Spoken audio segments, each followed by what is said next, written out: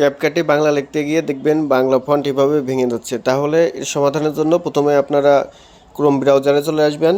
Chrome ব্রাউজারে এসে লিপিঘর লিখে সার্চ দিবেন। এরপর লিপিঘর ওয়েবসাইটে ঢুকে যে কোনো একটি বাংলা ফন্ট ডাউনলোড করে নেবেন। এরপর ফাইলটি ওপেন করবেন। এরপর ফাইলটি এক্সট্রাক্ট করে নেবেন। এরপর আপনারা ক্যাপকাট অ্যাপসটি আবার ওপেন করে নেবেন। এরপর এখানে ফন্টে চাপ দিবেন। এরপর মাই ফন্টে চাপ দিবেন। এখানে অ্যাড অপশনে চাপ দিবেন। তারপর মাই ফন্ট অপশনে চাপ দিবেন।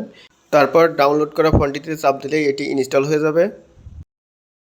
এরপর আপনারা ক্রোম ব্রাউজারে আবার চলে আসবেন। এখানে লিখবেন ইউনিকোড টু বিজয়। এরপর যে ওয়েবসাইটটি আসবে এই ওয়েবসাইটে আপনারা ঢুকবেন।